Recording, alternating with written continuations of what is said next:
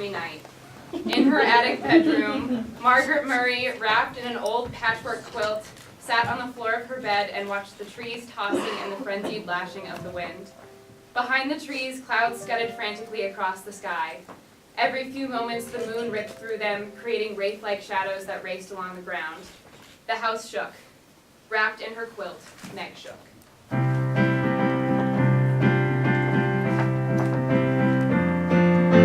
There's nothing to fear, just a little thunder, covers to your chin, just wait it out. There's nothing to fear, don't you trust your mother, let me tuck you in to wait it out. Just be patient, this too shall pass. Right, Meg? There's nothing to fear, just a little thunder covers to my chin to wait it out. She asks why I'm scared. She asks if I trust her.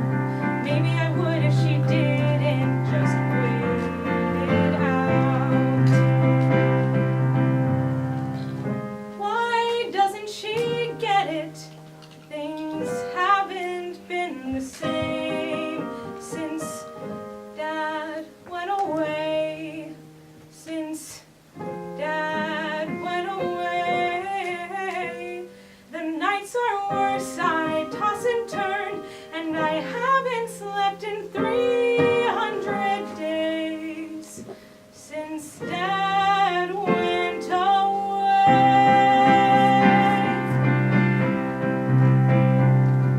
You know, I would go myself if I had a license. God knows I've never been able to wait it out. 'Cause I'm not patient. I've never been.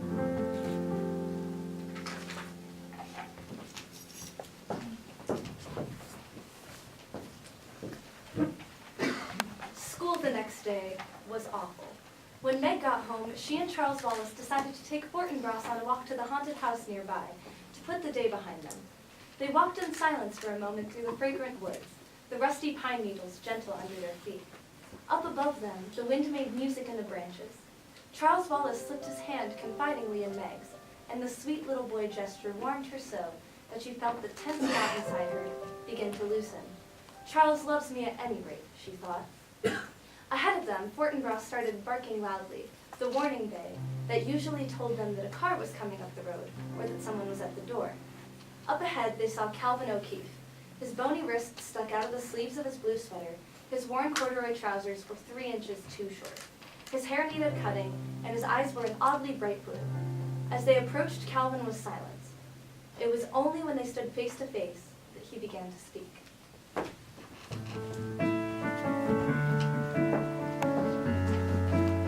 This afternoon, I had a feeling, a compulsion, that I must come over to this haunted house. Maybe it's because I'm supposed to meet you.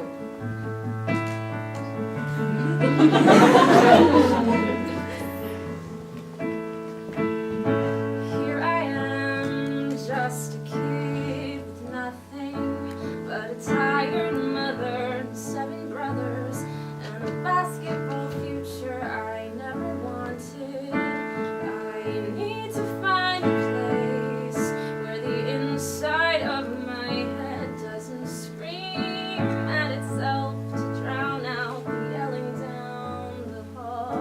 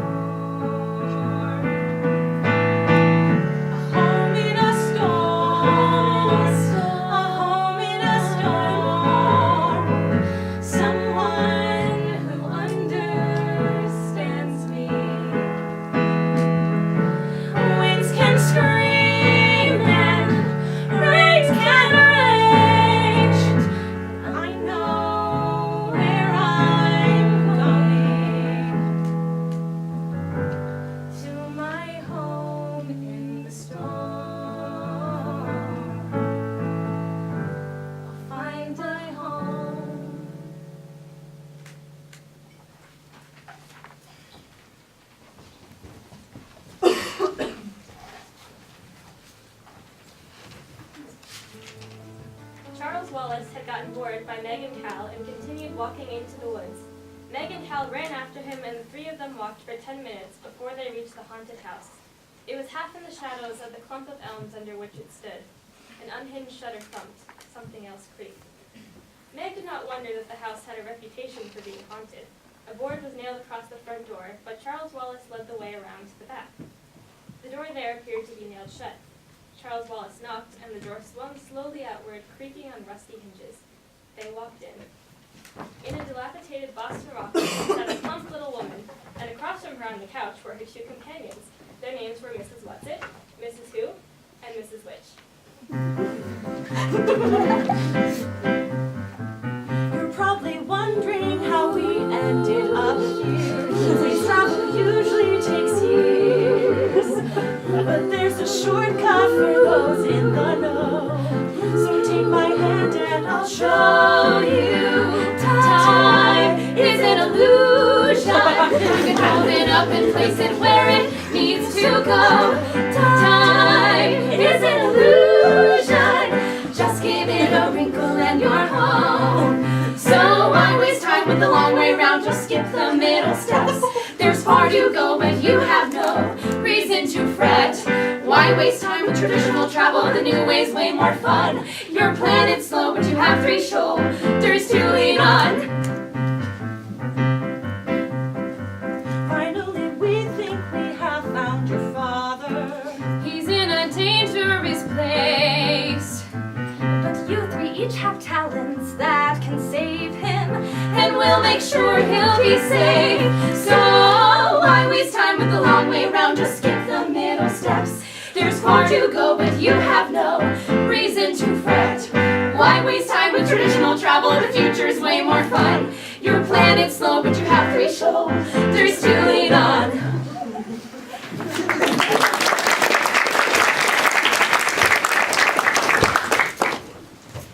There was a gust of wind and a sharp shattering as Meg shoved through. What was it? Then darkness, silence, nothingness. The tingling began to come back to her fingers and toes. She could feel Calvin holding her tightly. He was. She was pushed out of the frightening 5th dimension with a sudden, immediate jerk.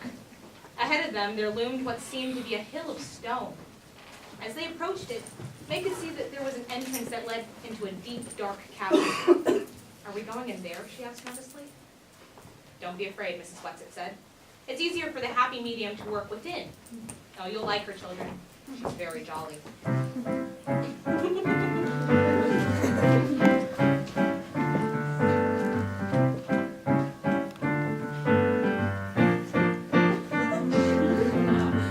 Don't sit and wait for happiness to find you. Turns out cloud 8 is lined with silver too. Appreciate the little things around you, 'cause with a life like this, who needs cloud 9?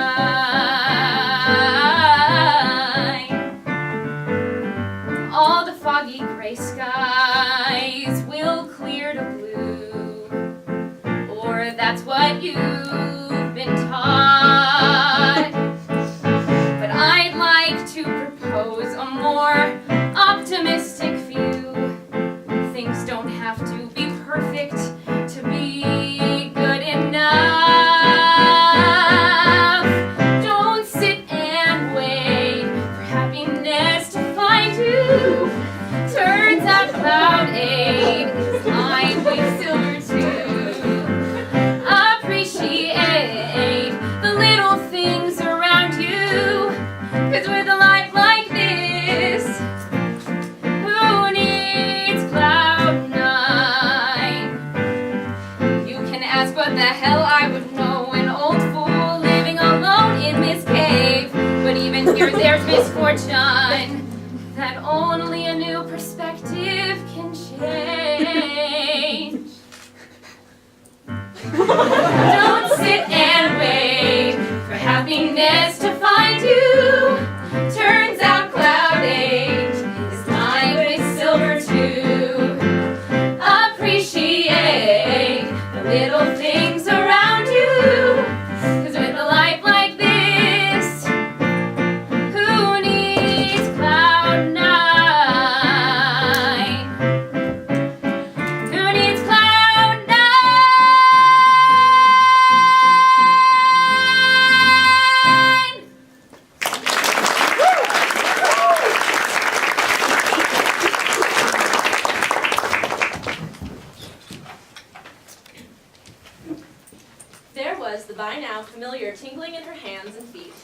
pushed through hardness, and Meg was on her feet, breathless but unharmed, standing beside Calvin and Charles Wallace. "Is this Camazot's?" Charles Wallace asked, as Mrs. Whatsit materialized in front of them. "Yes," she answered. "Now, let us just stand and get our breath and look around." Meg shivered, though there seemed to be nothing strange or different or frightening about the town below them. Mrs. Whatsit must have seen the shiver, for she patted Meg on the shoulder. Then she turned to Calvin. "Take care of Meg." "I can take care of Meg," Charles Wallace said rather sharply. "I always have." Mrs. Whatsit looked at him, and her creaky voice seemed to soften and deepen at the same time. "Charles Wallace, the danger here is greatest for you. You are by far the most vulnerable.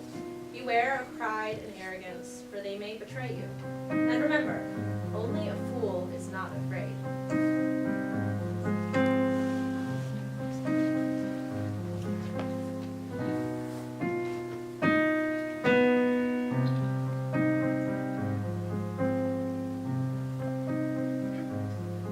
I'm okay, Meg.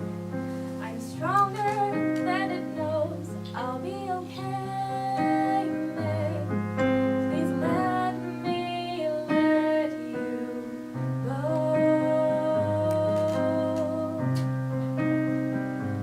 Call it the dark side or the devil itself. But maybe if I stay here, it can help me.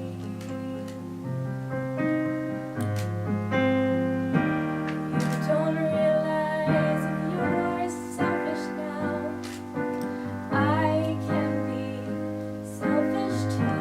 And you don't need to try and be the hero.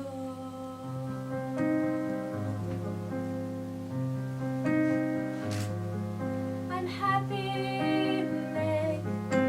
Here it feels like home. I'll be okay, Meg. Please let me let you go.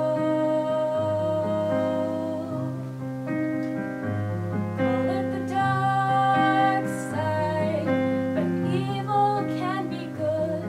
For the first time ever, I feel understood.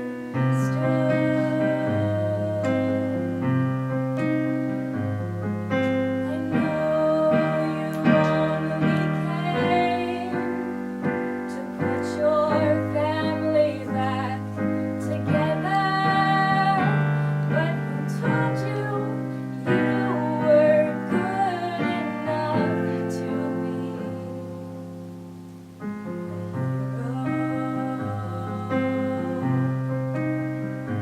Who told you were good enough to be the hero?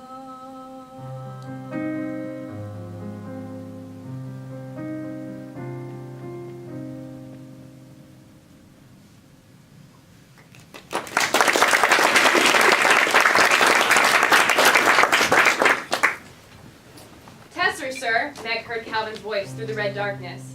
Tesser! She felt her father grab her by the wrist, followed by a terrible jerk that seemed to break every bone in her body. Meg woke up slowly to find herself lying in an open field of what looked like rusty, stubby grass.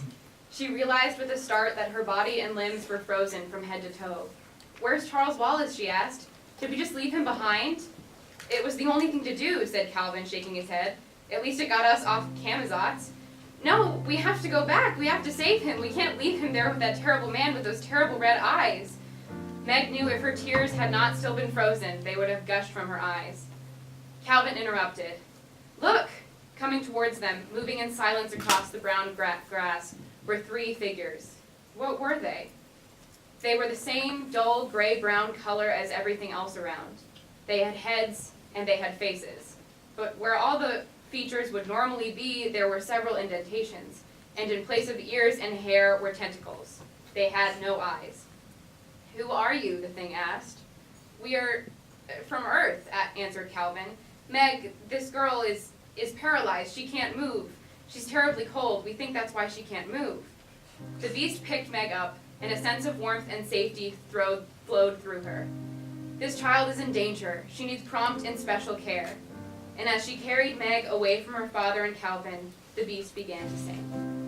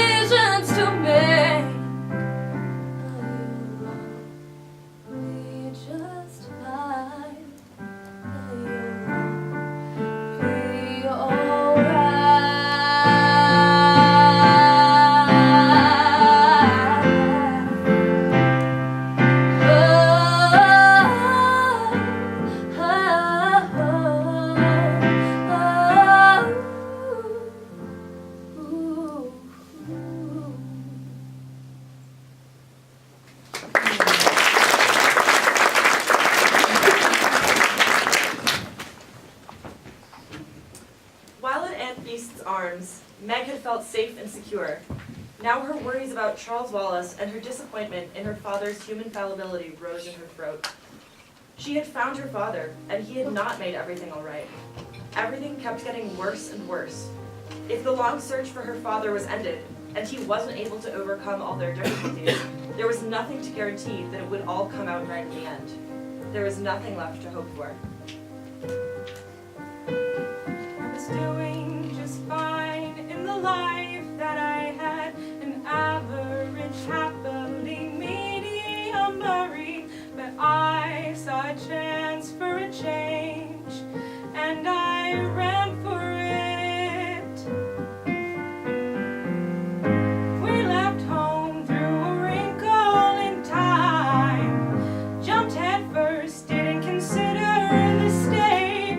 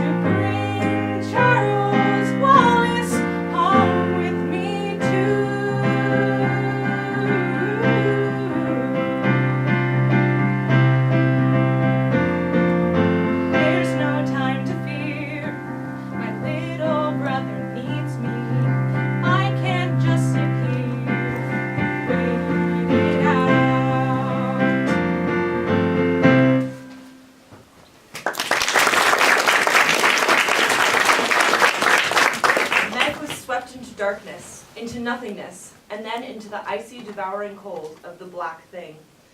Then she was standing breathlessly on her feet on the same hill on which they had first landed on Camazotz. Then, seeming to echo from all around her, came Mrs. Witch's unforgettable voice. You have something that it has not. This something is your only weapon, but you must find it for yourself. What have I got that it hasn't got, she thought. What have I possibly got? You have nothing that it hasn't got, said Charles Wallace coldly. She hated him, this little boy who wasn't Charles Wallace at all. She hated him. And then she knew. She had love. She had her love for the real Charles Wallace. It could never know love, could never understand love. I love you, Charles Wallace. I love you, I love you, I love you, I love you. A whirl of darkness, an icy blast, then the feel of earth beneath her.